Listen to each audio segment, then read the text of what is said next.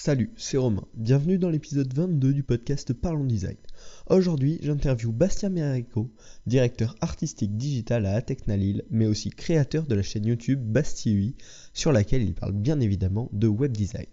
Cette interview est découpée en 2 épisodes et aujourd'hui, dans cette première partie, nous découvrirons son métier, mais également son parcours design. Bienvenue dans la première partie de l'interview de Bastien Mérico sur Parlons Design. Bonjour Bastien, bienvenue dans cette interview. Pour commencer, est-ce que tu pourrais te présenter aux auditeurs du podcast ?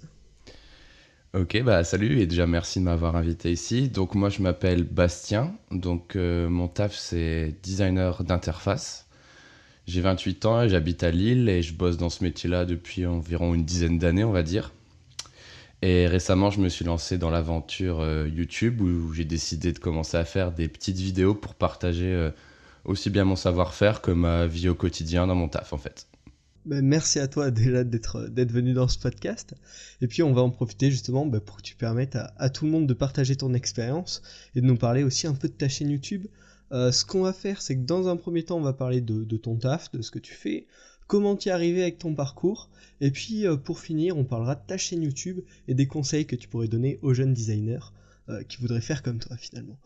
Donc, tu pourrais expliquer à ceux qui s'y connaissent pas trop en design, qu'est-ce que tu fais finalement dans ton métier, en quoi ça consiste ? En fait, moi je définis mon métier un peu globalement. Je veux dire que mon métier consiste à surtout accompagner les clients en fait dans leur transformation digitale. Mon métier en tant que tel, effectivement, c'est de créer des écrans, de designer les écrans, mais ça va plus loin. Il faut réfléchir un peu plus loin, quoi. Il faut vraiment penser à une expérience globale qui se traduit évidemment à travers des interfaces mobiles, web ou autres. Donc vraiment, c'est penser les écrans, mais surtout penser à l'utilisateur final avant tout. Et donc tu dis que tu fais ça pour des clients, et avec quels clients tu travailles principalement ? Alors mes principaux clients depuis que j'ai commencé, donc dans la région du nord de la France, c'est surtout des clients du e-commerce. Pour te citer quelques noms, j'ai bossé pas mal avec Leroy Merlin, j'ai bossé aussi avec la Fnac, avec qui j'ai bossé avec Boulanger, Rue du Commerce, des grands comptes comme ça. Après, j'ai eu d'autres clients un peu plus on va dire dans le bancaire ou dans le service, du genre Crédit Agricole, Sofinco ou des comptes comme ça, tu vois. Mais dans le nord de la France, faut avouer, ça tourne beaucoup autour du e-commerce. Et pas beaucoup de petits business, c'est vraiment plus des gros trucs.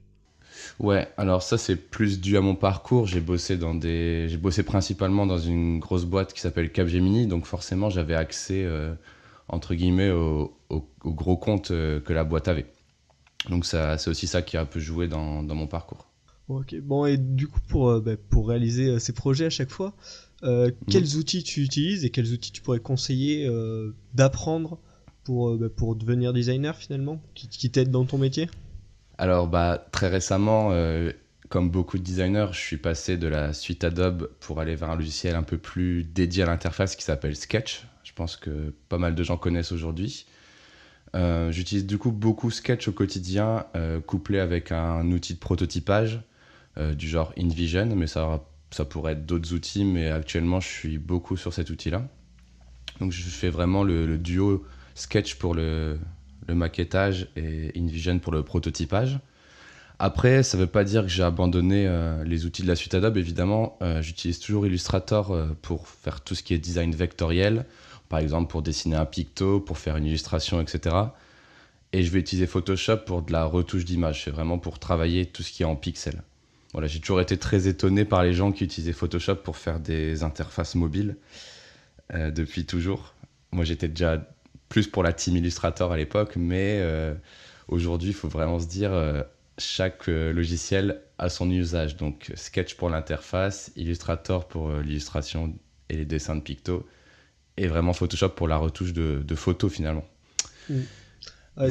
c'est vrai que je m'en suis aperçu ça il y a pas longtemps finalement, parce que moi je suis en train de découvrir que dans la suite Adobe notamment, chaque logiciel avait bien une tâche dédiée, et c'est vrai que Photoshop c'est pas adapté, mais c'est pour ça qu'Adobe XD, je sais pas si t'as essayé, moi j'ai bien accroché avec. Ouais, déjà pour répondre sur le fait de Photoshop, etc., c'est vrai qu'en fait notre métier de designer d'interface ou designer d'expérience, il est assez nouveau. Donc on a dû d'abord s'approprier des outils qui existaient déjà, donc pour retoucher des photos Photoshop ou pour retoucher des illustrations Illustrator, on l'avait un peu détourné de leur fonction pour faire des interfaces avec. Mais il n'y avait jamais eu historiquement de logiciel fait pour ça. Après, je parle juste d'Illustrator et Photoshop, mais il y a d'autres personnes qui étaient, comment dire, je me rappelle plus de ce nom de ce logiciel. Ils utilisaient quoi? C'était un autre logiciel de la suite Adobe qui permettait aussi de faire des mises en page. Ouais, Et du coup, il y avait vraiment chaque personne qui avait un peu le logiciel, leur logiciel, mais personne, enfin, il y avait vraiment aucun logiciel dédié. Et donc, pour répondre à ta deuxième question, maintenant, c'est vrai qu'Adobe s'est adapté. Il a vu qu'il y avait un besoin, donc ils ont tâtonné un peu en rajoutant les exports d'assets sur Illustrator. Ils ont tâtonné un peu en rajoutant les artboards sur Photoshop au fur et à mesure. Mais ils ont vu que c'était pas encore très adapté parce que ça avait vraiment usine à gaz avec 1 million de fonctionnalités, alors que pour faire une interface, on a besoin vraiment de choses simples. Et donc, comme tu l'as dit, ils ont sorti Adobe XD, donc qui copie un peu le fonctionnement de Sketch, on va dire. Et pour répondre à ta deuxième question, du coup... En rajoutant le prototypage. Voilà, et du coup, en rajoutant le prototypage. Et du coup, pour répondre à ta deuxième question sur Adobe XD, le petit débat, la petite guéguerre des logiciels, moi, mon avis d'Adobe XD, c'est que c'est bien que ce soit sorti. Par contre, je leur reproche vraiment d'être resté en bêta vraiment 2 ans. J'avais parlé de ça il y a quelques années je crois sur un de mes articles Medium où j'expliquais comment j'étais passé de Illustrator à Sketch. Et on se rend compte quand même qu'ils sont restés en bêta pendant 2 ans. Donc ça témoigne quand même d'une galère à rattraper le temps perdu l'avance que Sketch avait pris. Donc ça témoigne vraiment d'un problème côté Adobe d'avoir réussi à s'adapter. Et Adobe XD en lui-même, il est très cool. Je vais surtout parler de ses points positifs. Du coup, c'est l'espèce de fonctionnalité pour répéter des composants. Elle est assez efficace. Le fait que les prototypages soient intégrés à l'intérieur, c'est très pratique aussi quand on ne peut pas se payer des licences InVision, etc. Et aussi, pour terminer, la vraie force pour moi, c'est que ça marche sous Mac et sous PC. C'est quand même une faiblesse de Sketch, surtout dans le monde du e-commerce. Moi, je vais chez des clients, ils n'ont pas d'écosystème Apple des fois, donc c'est très dur de leur pousser des fois des sources en .sketch. Ils peuvent se sentir un peu bloqués d'avoir des fichiers sources qu'ils ne peuvent pas exploiter des fois. Donc, pour moi, c'est les vrais points positifs d'Adobe XD. Après, tout le reste, pour moi, c'est des points négatifs parce que c'est Sketch en moins bien, c'est-à-dire que les fonctionnalités, elles sont moins abouties, les symboles, ils sont pas du tout dynamiques comme le fait Sketch, donc là, on perd vraiment en industrialisation. Et pour finir, il n'y a pas tout l'écosystème de plugins qu'on a sous Sketch, en fait.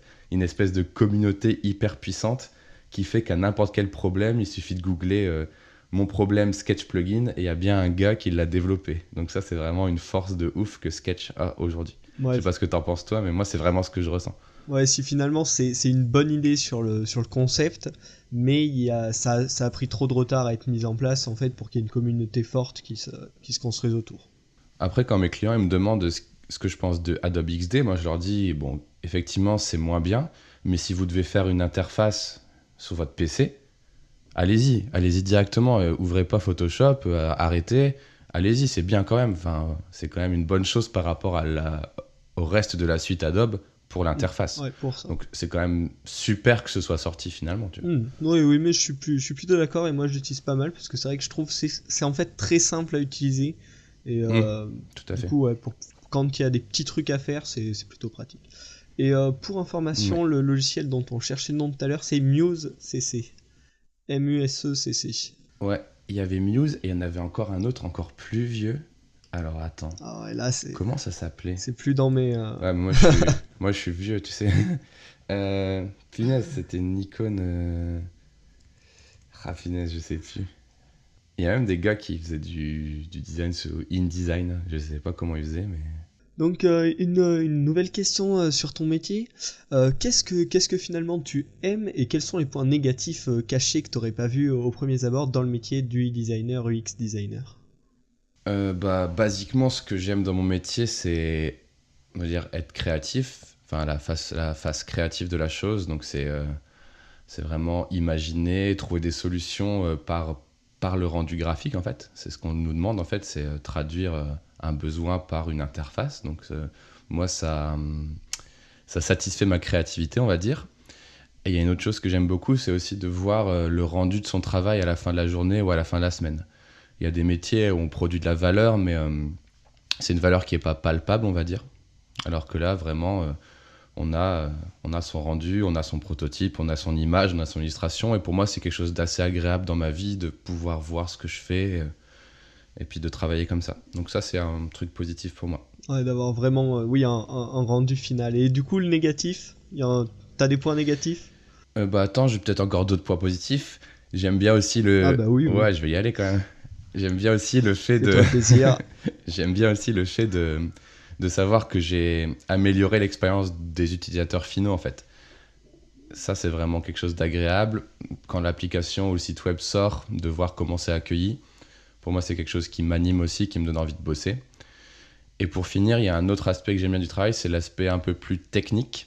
Et là, ça va un peu recouper ce qu'on disait juste avant sous Sketch, c'est-à-dire que le fait d'industrialiser le travail de designer, d'améliorer le workflow de travail, d'améliorer le workflow entre le designer et l'intégrateur, pour moi, c'est des choses qui me font plaisir aussi parce que on peut travailler des maquettes, on peut les faire très bien, mais on peut encore les faire mieux, par exemple en disant, comme prendre un exemple débile, sous Sketch, j'ai partagé un symbole bouton.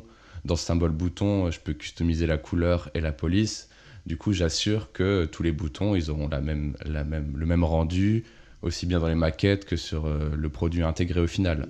Donc, toute cette propreté, cette phase technique du design, elle m'intéresse beaucoup et je l'exploite beaucoup. Et c'est aussi sur ce sujet que j'ai démarré en fait mes tutoriels sur la chaîne en fait. Donc, c'est vraiment ça qui me drive en ce moment. Ouais, de pouvoir optimiser, même si on a fait un truc bien, pouvoir faire encore un peu plus propre, un peu mieux la prochaine fois, pour soi et pour l'utilisateur.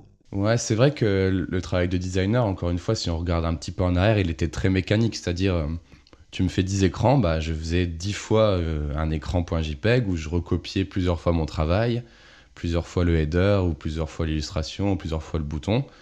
Et s'il y avait une modification, bah, on disait ok, j'ai besoin d'autant de jours pour rentrer dans les 10 fichiers et faire les 10 modifications. Aujourd'hui, avec les outils et leur puissance, on est capable de mettre en place des choses beaucoup plus efficaces. Et c'est vraiment ça qui me passionne, quoi. D'accord, ouais, et c'est aussi ça qui fait du coup la force des outils comme Sketch et des outils vraiment dédiés au design d'interface, pour revenir avec la question d'avant.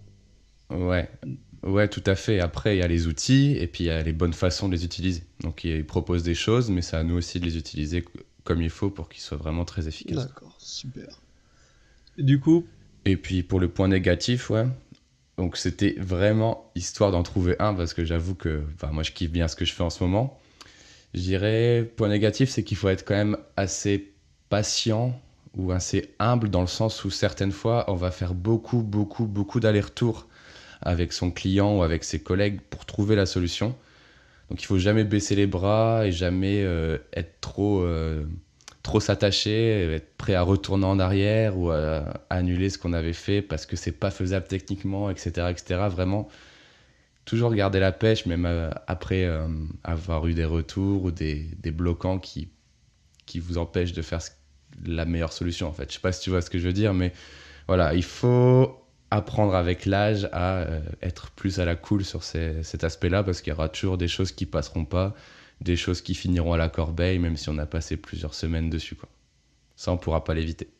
Un peu accepter d'être déçu des fois par rapport à ce qu'on attend.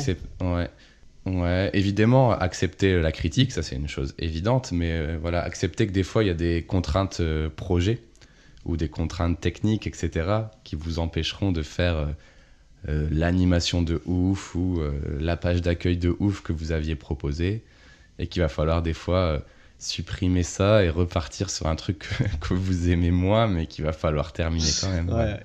C'est le jeu aussi. Évidemment. Bon, j'ai vu aussi que tu avais des compétences un peu en développement mobile et j'en avais parlé dans un épisode du podcast. Est-ce que tu penses que c'est vraiment un réel plus, un réel atout quand tu es designer de savoir un peu coder? Alors, ouais. Alors, est-ce que c'est un atout? Je sais pas si c'est l'atout de savoir coder qui est important, mais en tout cas, il faut savoir regarder un peu ce qui se passe autour de notre métier, si tu vois ce que je veux dire. En tant que designer, on va dire que si on prend une timeline basique d'un projet, avant le designer, il va y avoir le concepteur, l'UX ou le chef de projet ou le client. Et après le designer, il va y avoir le développeur, l'intégrateur, pour vraiment Ouais, schématiser. Donc effectivement, c'est sympa pour un designer d'avoir des connaissances en intégration ou en code parce qu'il va savoir ce qui se passe après lui. Donc il va forcément mieux travailler à ce niveau-là. Mais je dirais aussi qu'il faut savoir ce qui se passe avant.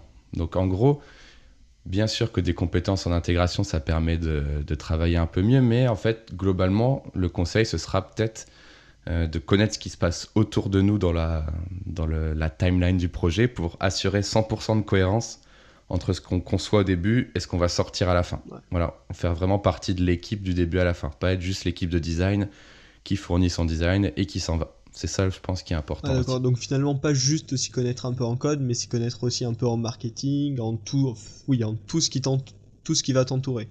Voilà, s'intéresser du pourquoi en fait on est en train de faire un écran comme ça. C'est-à-dire c'est aussi important que de savoir comment l'écran va être réalisé techniquement. Après, on peut pas demander à tout designer ou à un designer, je dirais plus junior, de connaître tout ça, mais c'est vers quoi on doit vouloir tendre pour gagner en fait en expertise et devenir un designer un peu plus aguerri ou un UX designer ou je ne sais pas comment les gens voudront l'appeler, mais voilà, quelqu'un d'un peu plus mature sur les sujets.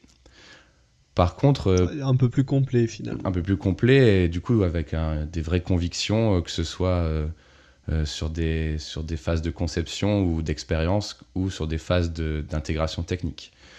Après, on peut pas être complet partout, il faut un peu choisir de quel côté on va se spécialiser. Par exemple, moi, c'est plus du côté, comme tu peux le voir, technique. C'est-à-dire que, bien sûr, je fais attention à tout l'écosystème, mais je me suis spécialisé dans le design qui fait transition entre le designer et le développeur. Je pousse beaucoup de solutions pour que les intégrateurs puissent avoir accès aux maquettes de la meilleure façon, avoir accès à des maquettes où il y a le moins d'incohérence possible entre, par exemple, tous les boutons, toutes les tailles de police, toutes les couleurs. Tout ça, c'est des choses qui m'impliquent beaucoup parce que, comme tu l'as dit, je viens d'un monde, du coup, où j'ai commencé par, du coup, l'intégration et par le code, en fait. Donc je connais les contraintes et je me dis, tiens, je pourrais améliorer la vie des développeurs, je connais leurs contraintes. En tant que designer, bah, c'est ma mission de le faire, tu vois. Ouais, je vois. Désormais, on peut parler un peu de ton parcours. Est-ce que tu pourrais nous dire comment est-ce que tu as découvert justement ton intérêt pour le web et pour le design plus particulièrement? Alors, en gros, si là, je réfléchis un peu parce que c'est des souvenirs qui commencent à être un peu lointains, mais si on parle vraiment d'intérêt pour le web, je dirais que moi, je me souviens, mes premiers souvenirs là qui me viennent, c'est l'époque où il y avait un ordi dans le salon des parents et où le petit frère et moi, on avait le droit d'aller maximum 1 heure sur l'ordi et qu'on allait sur des sites qui étaient du genre Skyblog, Jeux Flash, des forums, tu vois. C'est le premier souvenir que j'ai. Et j'ai commencé à bidouiller, on va dire, du web à cette époque-là où je traînais beaucoup sur des forums, genre, je pense qu'à l'époque, quand j'étais petit, j'étais fan de Futurama et aussi d'un groupe qui s'appelait Blink-182 et je squattais vraiment des forums H24 sur ces sujets-là. Et puis, je sais pas, je commençais à créer des bannières pour les gars du forum. Je commençais à faire 1 million de sites web sur Voilà mon site ou sur free.fr sur ces sujets-là. Parce que, quand même, il faut se souvenir qu'à l'époque, il n'y avait pas Google, il n'y avait pas YouTube. Donc, on cherchait un épisode ou on cherchait un live d'un groupe qu'on aimait bien. On se refilait des URL de sites perso où il y avait des MPEG à télécharger. Donc, moi, je faisais plein de sites comme ça me passionnait à fond. Enfin, c'était vraiment l'époque où le web, fallait vraiment creuser, quoi. Fallait vraiment investiguer. Et du coup, c'est comme ça que le petit kiff pour le web, il m'est venu, tu vois. Donc, j'aimais vraiment faire à la fois des petits designs de sites qui étaient honnêtement très dégueulasses à cette époque, hein. Mais je faisais, voilà, des petits sites, des petits sites, des petites bannières, des petits boutons avec Flash, quoi. Vraiment, c'était la bonne époque d'Internet, quoi. Donc, c'est ça le premier souvenir que j'ai eu. Ouais, mais c'était vraiment l'exploration, tu vois. Alors qu'aujourd'hui, on va sur Twitter, Facebook, Insta, et puis on s'en va, quoi. Et vraiment une exploration, quoi. On connaissait des URL improbables, Bah quoi. ouais, déjà, moi qui ai que bientôt 18 ans, quand tu m'expliques ça, c'est vrai que moi, Ouais. quand j'ai découvert Internet, le web et tout, c'était pas comme ça, et Mm. c'était déjà l'apparition de YouTube, un peu Facebook, quand j'avais, je sais pas, 8-10 ans. Ouais. Donc on a pas cette même conception, finalement. Ouais, on a 10 ans d'écart, du coup, c'est vrai que moi, j'ai vraiment fait cette transition où tout le monde quittait les sites perso pour aller sur Facebook et c'était genre tout nouveau et donc ça a carrément changé la façon d'utiliser Internet. J'ai pas les chiffres en tête ni sous les yeux, mais enfin, j'avais lu qu'en 10 ans, en gros, on était passé de, je vais dire des conneries, mais d'une centaine de sites à une dizaine de sites par jour parce que vraiment tout se centralise Ouais, vraiment tous dans les le web petits maintenant. trucs, comme, Tu vois. comme t'expliquais, pour Ouais, partager les fichiers, etc. Maintenant, on a YouTube, il y a SoundCloud pour la musique, et c'est voilà. fait en 2-2, sans avoir à créer. Ouais, Mm. ouais. Il y a une globalisation des outils, donc c'est vrai que ça avait son petit charme. Après, je t'avoue, c'était la galère, hein, clairement, d'aller voir tous les jours sur le même site s'il avait rajouté un wallpaper.jpg avec un fan art, c'était quand même du temps bien Ouais, perdu, mais oui, on voilà, s'amusait après, bien. c'est ça, on profite différemment, finalement. Et du coup, ensuite, scolairement, ça a été quoi ton parcours, niveau design? Alors en gros, pour raconter un peu ce qui m'est arrivé, c'est que donc j'étais fan voilà, du web, etc. Et je disais à mes parents, moi je vais être graphiste, je bidouillais, j'avais fait mon stage dans une agence, mon stage de troisième d'observation dans une agence de créa, j'étais à fond dedans, etc. Mais mes parents, ils n'étaient pas trop chauds parce que j'avais eu des bons résultats à mon bac S, notamment en maths, donc ils étaient un peu là, ouais, mon fils il veut faire du design, je suis pas trop chaud, tu vois, ils étaient un peu, bon, on verra. Et ils m'ont dit, bon, bah, il y a cette école qui est pas trop chère, tu peux candidater. Donc, c'était une école, je sais pas, 3000 profils pour 30 places. J'ai pas été pris, évidemment. Donc, je me suis retourné vers quelque chose qui pouvait m'amener ensuite au monde du web et de la créa, c'est un DUT informatique. Donc, je me suis bien éclaté parce que j'ai quand même cet esprit un peu cartésien pour développer, pour organiser. Donc, apprendre le code, ça m'a bien plu. Et ça me permettait, en parallèle, chez moi, de façon perso, de continuer à bosser donc sur des sites web, des petits designs, Ouais. etc. Après les 2 ans de DUT, donc j'avais toujours cette envie qui n'était jamais partie de faire du design. D'ailleurs, j'avais continué à faire un petit book, j'avais continué à faire des sites web, des logos pour les potes, tu vois, à un niveau junior, mais niveau pour m'éclater, tu vois. Et j'avais toujours en tête de retomber dans le monde du design. Enfin, je disais design, mais je disais je vais être graphiste, tu vois. À l'époque, c'était pas encore très Mm. défini le web, etc. Et j'ai eu la chance, du coup, de postuler et d'être pris à Gobelin, donc l'école Ouais. de l'image à Paris, dans une section multimédia qui m'avait toujours fait rêver quand j'étais gamin. Je pensais jamais être pris dans une telle école, mais en gros, j'ai été pris dans une section multimédia qui mélangeait la moitié de designer et la moitié de dev, en fait. C'était combien de temps après la sortie du lycée, ça? Alors en gros, DUT informatique 2 ans et Gobelin du coup directement donc en D'accord. bac plus 3 quoi. Donc c'était une classe qui mélangeait du coup graphiste et développeur, les deux ayant des attraits pour les autres métiers.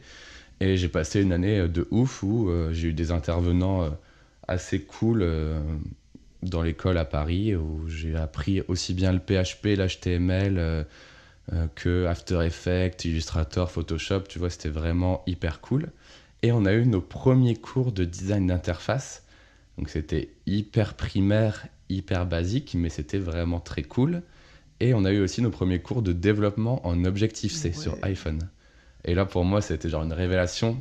Je me suis éclaté, j'ai fait, waouh, je peux faire des applis sur l'Apple Store, hyper cool. Donc j'ai acheté un MacBook, un iPhone 3G. T'imagines comment je suis vieux, un iPhone Le tout 3G, tu vois. début. Et j'étais là.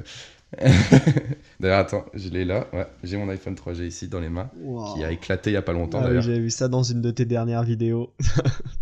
Ouais, la batterie elle a Ah, c'est gonflé, elle fou. a explosé. Ouais. Je suis un peu triste. Et du coup, je commençais à faire des applis, donc c'est vraiment ça qui m'a fait kiffer. Donc on termine l'année à Gobelin et moi j'étais encore hyper motivé par les études. Et en fait, à cette époque-là, c'était 2009 Mm. je crois, et des écoles qui proposaient des études avancées en développement mobile ou en design d'interface mobile, ça n'existait pas en fait. Donc j'ai commencé Mhm. à bosser. Donc avec Gobelin, on avait le droit d'avoir une bourse pour faire une alternance Enfin, c'était pas une alternance du coup parce que c'était toute l'année, mais on va dire un long stage. Et du coup, j'ai trouvé une start-up à Bruxelles qui lançait un produit qui s'appelait MyShopee, où il y avait un intégrateur qui bossait sur de l'Objective-C, et puis ils avaient besoin d'un designer, et puis aussi designer qui savait développer. Et du coup, je suis allé là-bas et je me suis éclaté à développer cette appli donc, qui permettait de faire des listes de courses, où j'étais, on va dire, UI designer, même si le mot n'existait pas dans ma tête à l'époque, et où je faisais l'intégration. Donc je bossais vraiment sur les vues. Donc c'était vraiment plus la partie du dev qui me plaisait le plus. Donc je faisais des petites animations quand on cliquait sur les boutons, etc., etc. Ouais, c'était vraiment le job qui te correspondait, quoi, où t'avais les capacités qu'il fallait, les capacités demandées et qui te passionnaient. Et grave, ça me passionnait et puis je me peaufinais sur les deux aspects du métier que j'aimais bien et voilà. Donc ce stage d'un an, il s'est terminé. Je suis pas resté là-bas parce que j'avais, je crois à l'époque, si je dis pas de bêtises, je devais avoir 20 ou 21 ans. Et comme j'avais pas de parents sur le territoire et que pour aller bosser, il me fallait ma voiture, si je voulais me faire embaucher, il fallait que j'ai une voiture avec une plaque belge. Et du coup, pour l'assurance auto, c'était genre, ça me prenait tout mon salaire, donc j'ai pas pu rester en gros à cause d'un problème comme ça. Donc je suis rentré à Lille. Et quand je suis rentré à Lille, j'ai cherché du taf. Et c'est là où du coup je suis arrivé à Capgemini. Cette première partie de l'interview s'achève, mais on se retrouve bien évidemment la semaine prochaine pour la seconde partie, dans laquelle Bastien vous parlera de ses projets de design, mais aussi de sa chaîne YouTube et des conseils qu'il peut donner aux jeunes designers. Donc si cet épisode du podcast t'a plu, n'hésite pas à t'abonner, à le partager sur les réseaux sociaux, et puis on se retrouve la semaine prochaine pour la seconde partie de l'interview.